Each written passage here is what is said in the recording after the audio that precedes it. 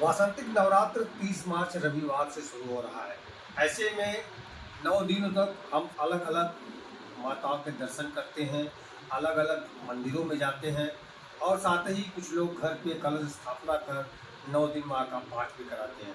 तो आइए हम गुरु जी से जानते हैं कि माता का जो घर पे पाठ होता है वो किस तरह से करें। जो घट स्थापना का समय है, शुभ मुहूर्त क्या है, कब से कब तक लेकर हम उसकी स्थापना कर सकते हैं और नौ देवी के अलग अलग स्वरूपों के दर्शन से किस तरह का फल मिलता है, आइए हम गुरु से जानते हैं।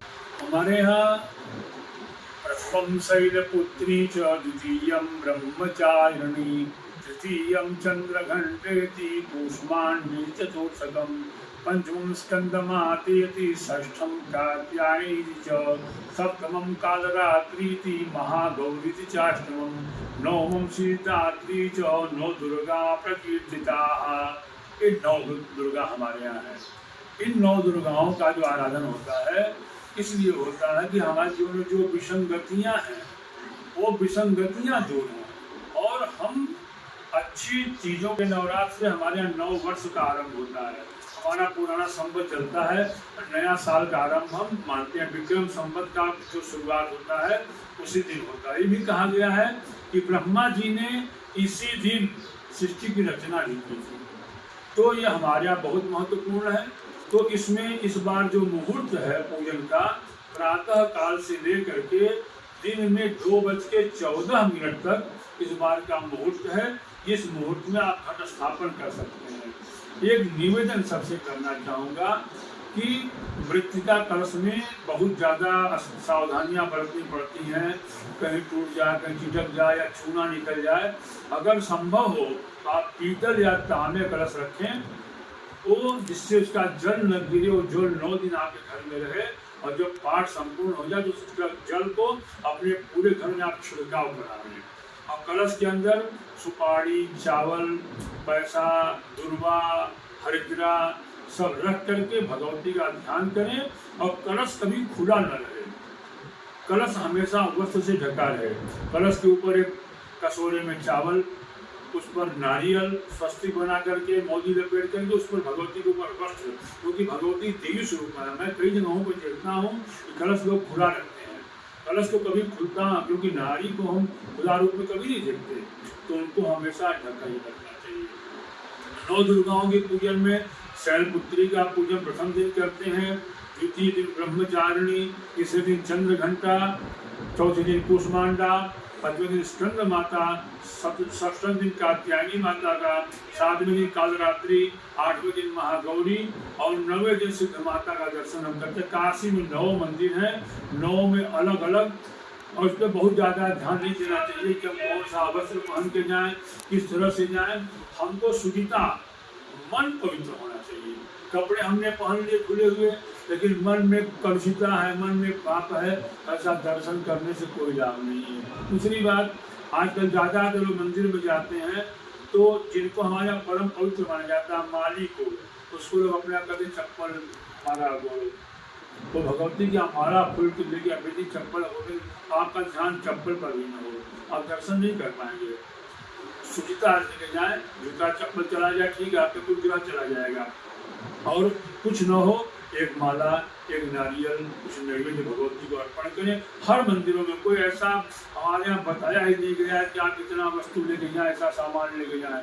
सीधे हमारा भगवान कहते हैं, पत्रम पुष्पम फलम तोयम योगे भक्त्या प्रेक्षति, जो आपके पास पत्र, पुष्प, फल जरूर लेके जाइए।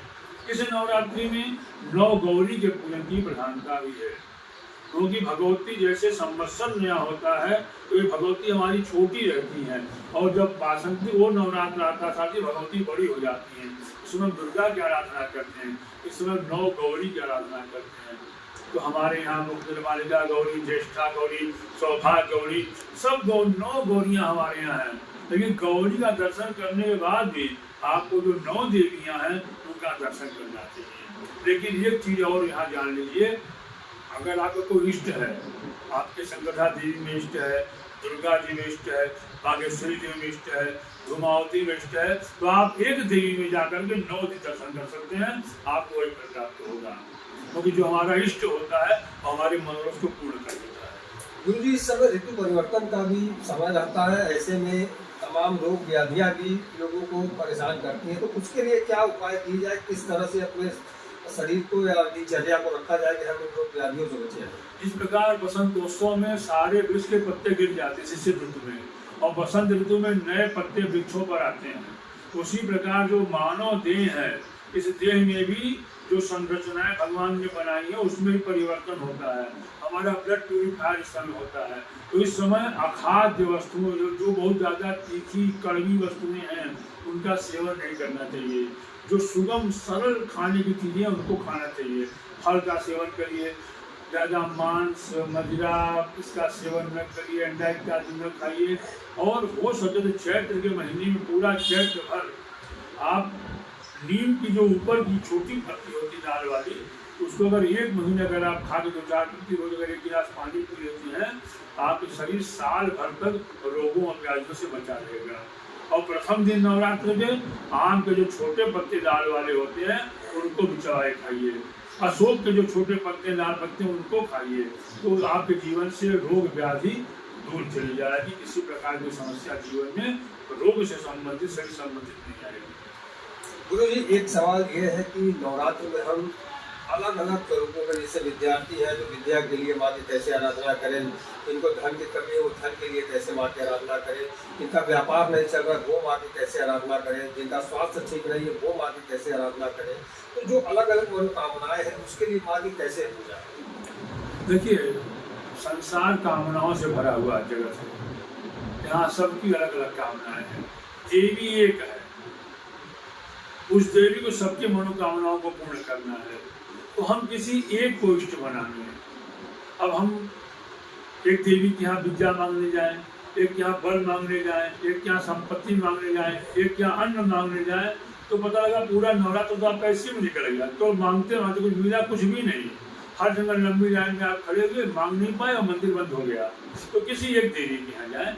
और हमारे जो नवान मंत्र जो बताया गया है, ये नवान मंत्र जो ऐम बीज है वो महाकाली का है, वो आपकी रक्षा करेगा, काल से रक्षा करेगा। ह्रीम बीज जो है वो महालक्ष्मी का है, महालक्ष्मी की कृपा होगी तो जीवन में सारी चीजें हमारे आ जाएंगी, सब चीजें प्राप्त हो जाएगी। और क्लीम ये सरस्वती का मंत्र है, तो उससे विद्या बुद्धि बल प्राप्त होगा। और उसके बाद चामुंडा, चामुंडा हमारी चतुर्दिक जो रक्षा करती चामुंडा है, तो सर्वोत्तम होगा अगर आप नवान मंत्र का जप अगर करते हैं, तो वो आपके जीवन की जितनी मनोकामनाएं हैं, विद्या व्यापार धन विवाह पुत्र कलत्र जो कुछ भी चाहिए, इस नवान मंत्र के जप से आप सब कुछ प्राप्त कर सकते हैं। किसी और मंत्र को जपने की आवश्यकता नहीं है। प्रत्येक व्यक्ति के इतना सुगम है कि आप रास्ते चलते कर सकते हैं, कहीं बैठने की आवश्यकता भी नहीं है।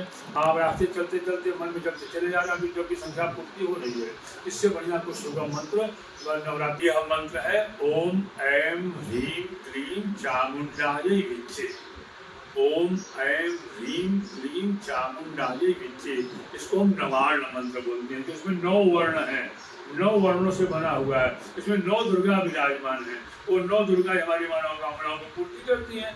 तो 9 इस मंत्र को जपने से आपके जिस प्रकार की मनोकामनाएं होती हैं सब पूर्ण हो जाती है। कम से कम 27 बार, क्योंकि हमारे यहाँ 9 तो 7 2 9 होगा, या 54 5 4 9, और यहाँ तो 108 8 1 9, और उसके अलावा जितना आप कर सकते।